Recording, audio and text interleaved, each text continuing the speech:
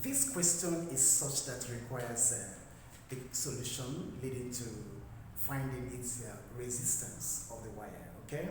So what we need to do here is very simple. We need to identify, as usual, the parameters involved or contained in the question. If you understand very well the concept of resistivity, resistance, area of a wire, and the length of a wire, what connects them, you'll be able to solve this. So that's where we're going to do some work here. So what we need to do, quickly we write solution. Our solution is going to be, first of all, we extract the information contained in the question. So the first one is that it says determine the distance of 100-meter length of an aluminum wire. So first of all, length L is given as 100 meters, right?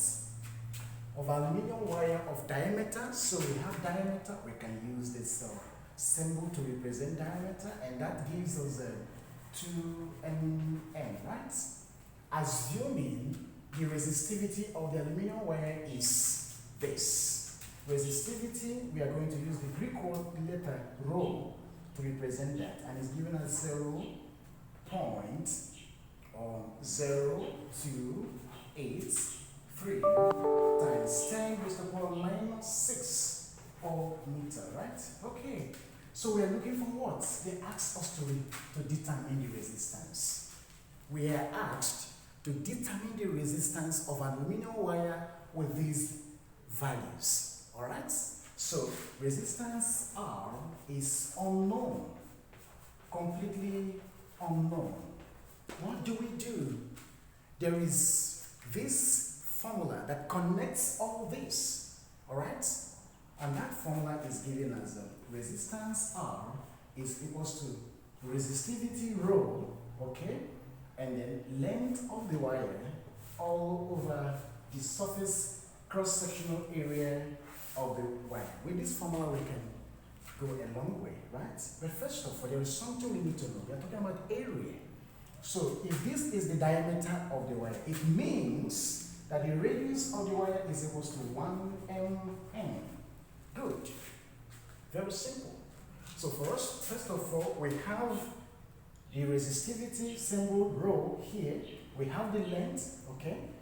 Now we have area, because we need to evaluate area first. So our area, the area of a cross-sectional aluminum wire is given as pi r squared. Good. It's given as pi r squared. Let me write it very well. Pi r squared, okay? So with this, we move on. We can have this, we simplify this as a 3.142. 3.142 is the value of pi, all right? It's constant. And this, it should be 1 times 10 milli. Milli is 10 raised to the power minus 3. Milli, I repeat, this is equivalent to 10 raised to the power minus 3. So minus 3 all squared, right? So by the time we get this, if we evaluate this, and we're sure,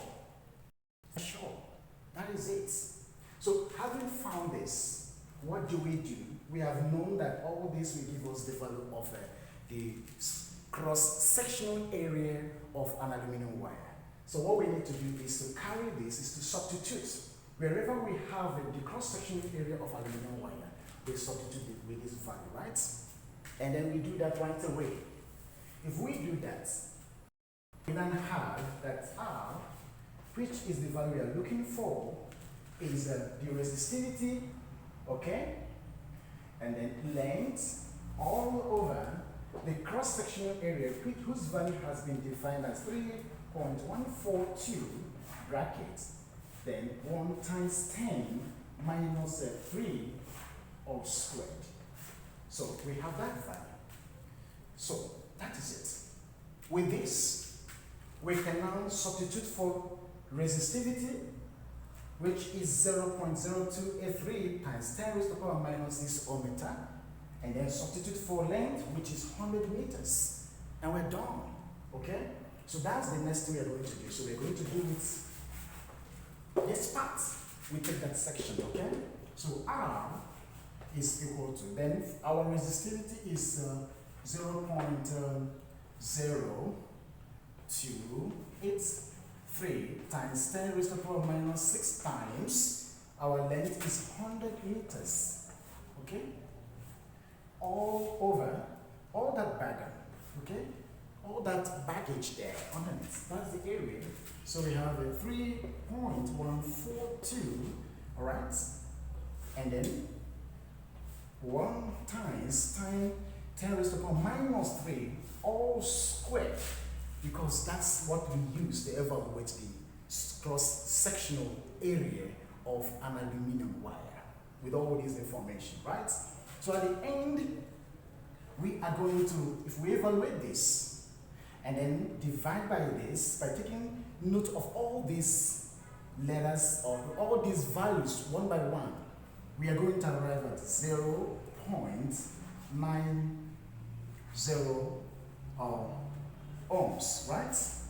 Therefore, the resistance value of an aluminum wire, I repeat, the resistance value of an aluminum wire is equal to 0.9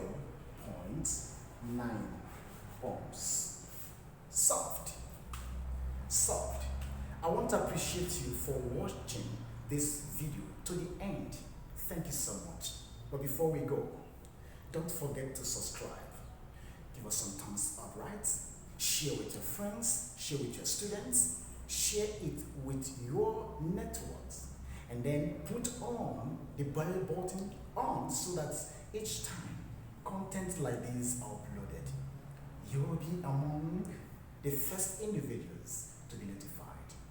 I urge you, things like this will always come your way. Questions in physics, questions in chemistry, questions in biology, agricultural science, and the rest of it. They will always come your way. Stay put and connected to this channel. Thank you once again.